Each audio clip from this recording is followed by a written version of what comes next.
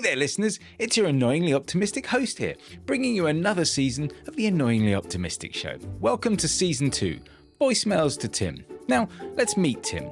He's been running his own small business for almost 3 years now, and let's just say he's hit a bit of a rough patch. You know how it is. Sometimes you get so stuck, you make yourself busy and just avoid finding the real problems. Well, that's Tim. So as a good friend, I decided to leave him a daily voicemail, if I can't get hold of him, filled with nuggets of inspiration, insight and wisdom, and downright brilliant ideas to help get him unstuck. Every day, in just under 10 minutes, I'll share some tips, tricks, and a healthy dose of optimism to get Tim, and maybe even you, back on track. Because let's face it, we're all a little tired, in need of help, and muddling through. So here we go. Oh wait, never mind. Tim's being busy. Here's the voicemail I left him today. Morning, Tim. Sorry I missed you again. Great to catch up and have a bite to lunch at the weekend, which is good. Couple of things when we were talking that came to mind, and there was one thing in particular that you were talking about some other kind of people that you knew, obviously talking about me, various other people, but one of the things that we have to be aware of is the people that we surround ourselves with, because they're on one hand they're a reflection of us, and they're also can be and should be and often are, and we're not aware of this, a reflection of who we want to be. So it's one of these things, you have kind of like business breakfast meetings and these kind of things. And I know, but both of us have had some not great, experience with those kind of things in the past. But what you've got to look to is surround yourself with people who you aspire to be like, who have achieved things that you haven't, or are working through things, might be on the same path that you but a bit further ahead, because those people will inspire you. If you look at a lot of the great painters, philosophers over the centuries, often they were in kind of little communities, talking to each other, bouncing ideas off each other. There's a recent one which is very up to date, and I'm not putting this in the same category, but Mr. Beast, obviously the YouTuber, biggest YouTuber, when he talks about how he kind of started up, there was him, 5 or 6 kind of other friends all running YouTube channels, and they were just testing, feeding back to each other, so they could achieve a lot in a very accelerated amount of time, because there was 5 or 6 of them learning. One of them would learn something, pass it on to the other, and go like that. And it's the same with the people that you surround yourself. If you are lacking in energy and a bit kind of like, and a lot of the people that you speak to on a daily basis, not customers, but friends, acquaintances, other business owners, if they're all in the same thing, you're all going to feed off that, and that negative energy will kind of drive you all down as opposed to collectively up.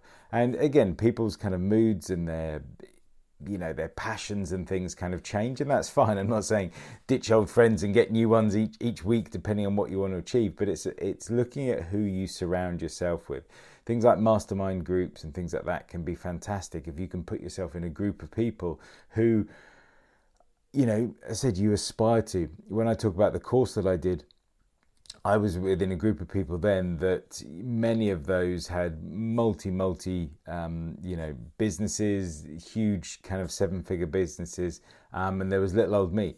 And it was very much, I was in that aspirational group. I could add things to that group and I got a lot out of it, but it was kind of seeing and surrounding myself by these people that had different experiences, different attitudes and different drives, but it was that drive that was important because I could feed off that drive. So, see if there are any local business groups that you're aware of. Reach out to some of your competitors, just other people that that run a business that you go like, oh God, they're really achieving a lot, and I wish I was a bit more like them.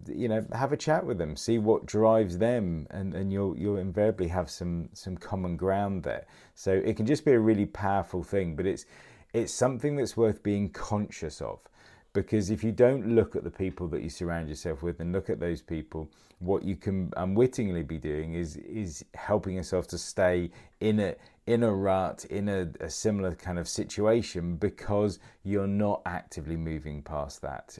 Because the network of people that you're in are just perpetuating the same situation that you're in, and you're frustrated that you're not getting anywhere, but you're making it harder on yourself because of who you surround yourself with. So it was just something that kind of I felt that you could do with a bit of a potentially look at that and a bit of a boost. Obviously, whenever we kind of chat, I know you leave feeling enthused and excited and passionate, and then kind of the weight of everything comes down as soon as you kind of move on. And that's why it's important to have other people around you to bounce ideas off, to chat with, and to share these things, so that you can all collectively push, pull, cajole, and encourage people forward. So just something to kind of think about. And look forward to catching up again soon. Bye for now, Tim. And that's it for today's episode of Voicemails to Tim on the Annoyingly Optimistic Show. Now remember, Tim might be busy, but we're all in this together. Whether you're tired, in need of help, or just muddling through, Tim is here for you because, well, Tim is you. Yes, you heard that right. Tim isn't just my friend, he's a reflection of all of us who are struggling to make it work. TIM stands for tired, in need of help, and muddling through. So if you're feeling like a Tim, you're not alone. For all those ambitious listeners, if you've got a burning business question, a quirky thought, or just want to see if you can leave an even weirder voicemail, head over to the website voicemailstotim.com, submit your question, and maybe, just maybe, you'll hear your idea in a future Voicemail to Tim.